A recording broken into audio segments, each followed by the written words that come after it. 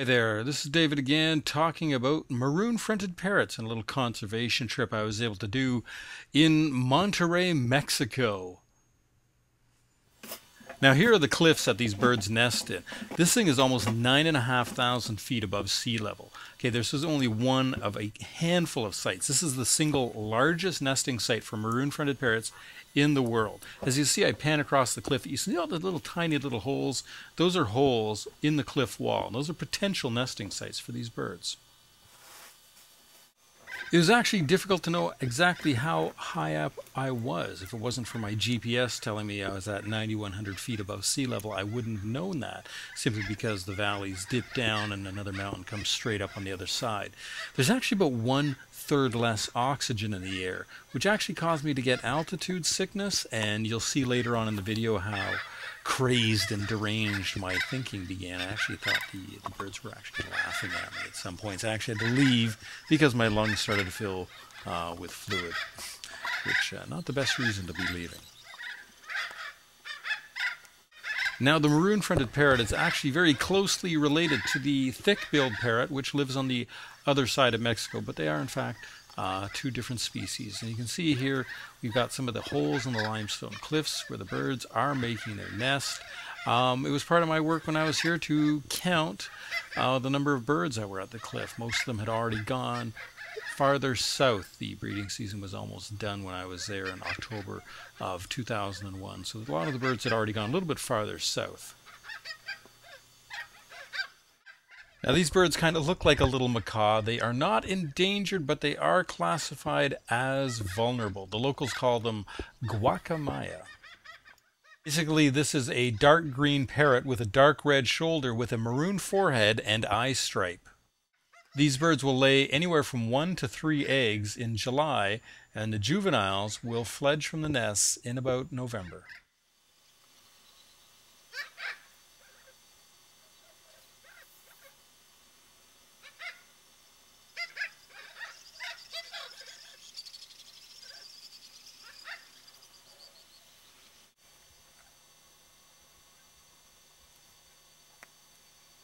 Apart from problems like poaching and capture for the pet trade, some of the problems the maroon-fronted parrots face is actually loss of their habitat. In the mountains, a lot of the land is being cleared to make way for apple farms, and these birds feed on pine nuts, and there hasn't been a good pine nut harvest in many years. Pine nuts would be used for things like pesto, and this is what the birds eat, and so they're actually competing with you for the food. But their land is being cleared to make way for apple plantations. Now, part of the problem with growing apples way up in these mountains is there's no water. So a lot of times the land gets cleared, apple plantations get planted, and they simply fail. And then there's no more pine trees there for these birds to survive on. I was able to go down as part of a project with the World Parrot Trust. We were doing a conservation work on a part of a project they were funding. So I was actually working with Claudia Macias Caballero. And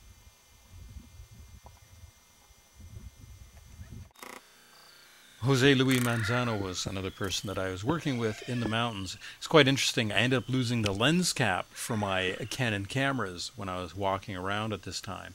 And a couple years later, I went to a conference and somebody had actually returned my lens cap, which was very interesting because simply this area is so remote and nobody goes up there, so that who else could that lens cap have belonged to other than me? Nobody, just simply me. Now I've got an interesting shot coming up in the next scene here. You'll see these birds are just literally diving past the cliff face, and I actually had to slow down the speed of the camera so you could actually see this bird fly by in a quarter of a second. You'll just see him barely go through the frame. There he goes. And I'll show him again for you here. It's quite interesting. These birds would like literally fly down the side of the mountains and their wings would be trembling.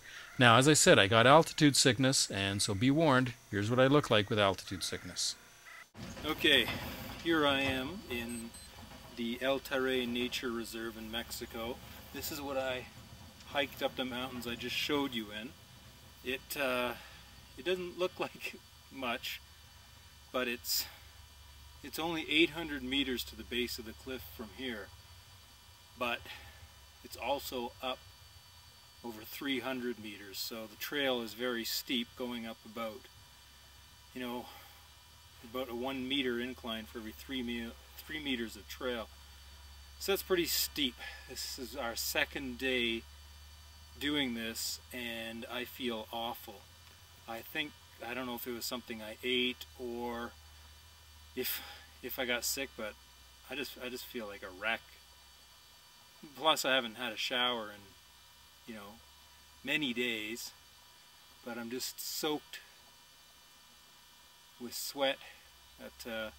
It takes 2 hours to get up there and 1 hour to get down, and the way down is very scary because there's lots of jagged agave plants and you could hurt yourself. I'll just show an agave plant.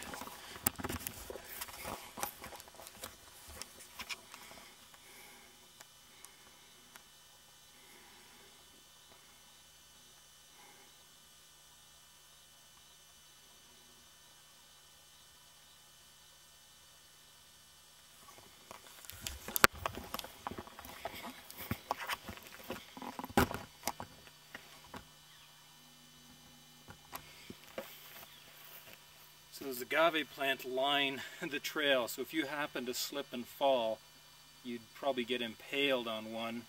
I got back of my leg, I don't know if you can see it.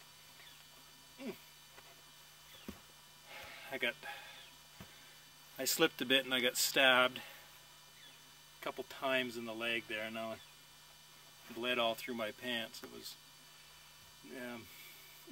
rather painful too. There's not much left. A lot of them have already gone south for the winter. They just go farther south in Mexico. Yeah, I'll show you my hair. Lovely hair.